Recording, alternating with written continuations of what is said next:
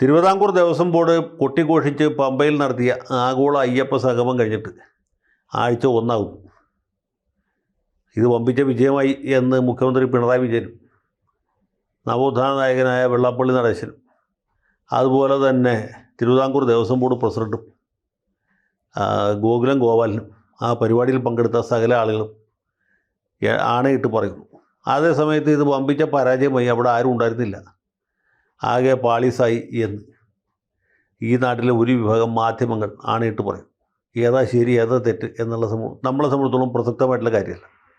ഇവിടെ ചർച്ച ചെയ്യുന്ന വിഷയമേ അതല്ല. ഇങ്ങനൊരു സംഗമം നടത്തിക്കൊണ്ട് അയ്യപ്പസ്വാമിക്ക് എന്തെങ്കിലും ഗുണമുണ്ടായോ, അല്ലെങ്കിൽ ശബരിമല തീർത്ഥാടകർക്ക് എന്തെങ്കിലും പുണ്യം കിട്ടിയോ എന്ന കാര്യവും പറയാറായിട്ടില്ല. അതിന് മാസ്റ്റർ പ്ലാൻ തയ്യാറാക്കി വൈകാതെ നടപ്പാക്കും, പണി ഊരാളുങ്കലിനെ ഏൽപ്പിക്കും എന്നൊക്കെയാണ് മരാമത്ത് മന്ത്രിയും മുഖ്യമന്ത്രിയൊക്കെ പറയുന്നത്. ദേവസ്വം മന്ത്രി വാസവനും ഇത് തന്നെ പറയുന്ന വാസവനായതുകൊണ്ട് നമുക്ക് വിശ്വസിക്കാൻ മാർഗമുള്ളൂ. അതങ്ങനെ പോകുന്നതിനിടയ്ക്ക് ഇവിടെ ചോദിക്കാൻ പോകുന്ന ചോദ്യം ഇതല്ല. ഈ സുപ്രീം കോടതി വിധി വന്നപ്പോൾ അതിനെ ഉച്ചസ്ഥിരം പിന്തുണയ്ക്കുകയും പല വേദികളിലും ചെന്ന് ഇതിനെ ന്യായീകരിക്കുകയും ഈ വിധി നടപ്പാക്കേണ്ടത് ഭരണഘടനാ ധാർമ്മികതയുടെ ഭാഗമാണെന്ന് വാദിക്കുകയും ചെയ്തത് നമ്മുടെ നാട്ടിലെ ചില കൂലിത്തൊഴിലാളികളുണ്ട്. കൂലിത്തൊഴിലാളി എന്ന് ഞാൻ പറയുന്നത് ഈ കൂലിപ്പണിക്കാരെ ആക്ഷേപിക്കാൻ വേണ്ടിയിട്ടല്ല.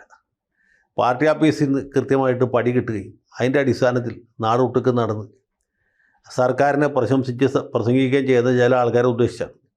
അതിൽ ഏറ്റവും പ്രധാനപ്പെട്ട ആൾ നമുക്ക് എല്ലാവർക്കും അറിയാം. കാലടി സർവകലാശാലയിലെ സുപ്രസിദ്ധ മലയാള അധ്യാപകൻ കാലടി കോസാമ്പി എന്ന പേരിൽ അറിയപ്പെടുന്ന മഹാനായ ഡോക്ടർ സുനിൽ പി ഇളയിടമാണ്. ഇളയിടമാണ് ഇവിടെ ആചാര ലംഘനത്തിന് വേണ്ടി അത്യുച്ചത്തിൽ പ്രസംഗിച്ചുകൊണ്ടേ നടന്നത്. നവോത്ഥാനം ഉണ്ടാക്കിയേ തീരൂ, ആചാര ലംഘനം അത്യാവശ്യമാണ്, ശബരിമലയിൽ സ്ത്രീ പ്രവേശം അനിവാര്യമാണ്, സ്ത്രീകളെ ശബരിമലയിൽ കയറ്റാത്തതാണ് ഇന്ന് കേരളം നേരിടുന്ന ഏറ്റവും വലിയ പ്രതിസന്ധി, ഏറ്റവും വലിയ വെല്ലുവിളി.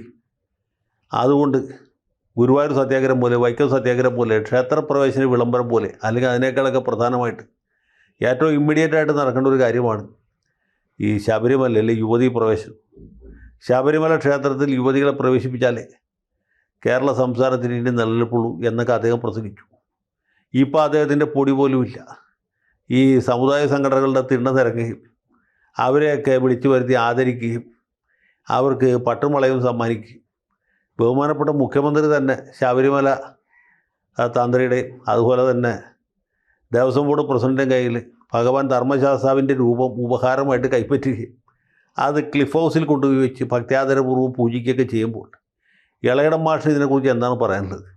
മാഷിനെ പോലെയുള്ള നവോത്ഥാനകാല ചിന്തകന്മാർ ഈ വിഷയത്തിൽ സർക്കാരിൻ്റെ കൂടെയാണോ അതോ സർക്കാർ പിന്നാക്കം പോയി എന്ന അഭിപ്രായക്കാരുടെ കൂടെയാണോ ഉള്ളത്?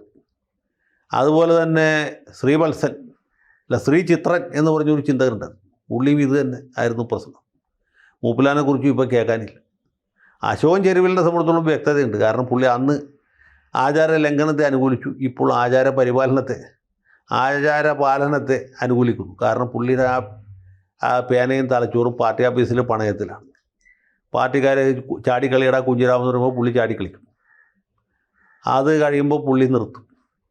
പാർട്ടി ഓഫീസിൽ നിന്നുള്ള തീട്ടൂരം അനുസരിച്ചിട്ടാണ് പുള്ളിയുടെ വാക്കും പ്രവൃത്തിയും എല്ലാം മുന്നോട്ട് പോകുന്നത്.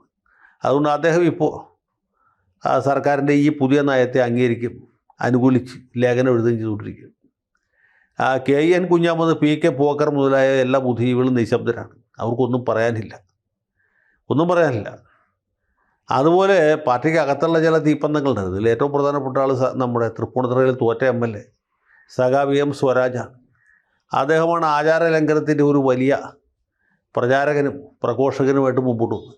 പ്രളയം കഴിഞ്ഞപ്പോൾ അയ്യപ്പസ്വാമി മാളികപ്പുറവും തമ്മിലുള്ള കല്യാണം കഴിഞ്ഞു.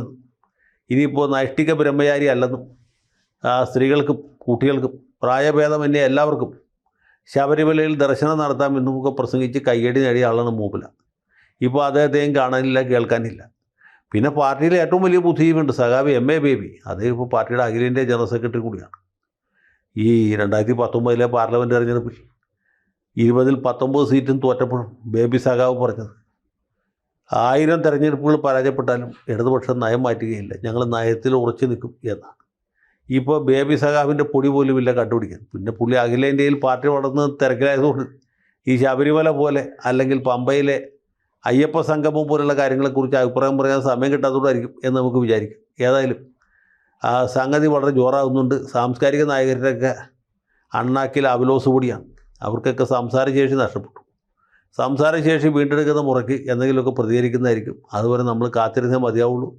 ഏതായാലും സുനിൽ മാഷും സ്വരാജ് സഖാവിനുമൊക്കെ ഈ കാര്യത്തിൽ ഒരുപാട് കാര്യങ്ങൾ പറയാനുണ്ടാവും എന്ന് എനിക്കറിയാം. അതിനുവേണ്ടി ഞങ്ങളെല്ലാവരും, ഞാൻ മാത്രമല്ല, ഈ പരിപാടി കാണുന്ന വലിയൊരു വിഭാഗം ആളുകളും വളരെ താല്പര്യപൂർവ്വം കാത്തിരിക്കുന്നു എന്ന് മാത്രം പറഞ്ഞുകൊണ്ട് എൻ്റെ എളിയ വാക്കുകൾ അവസാനിപ്പിക്കുകയാണ്. ജയ് ഹിന്ദ്.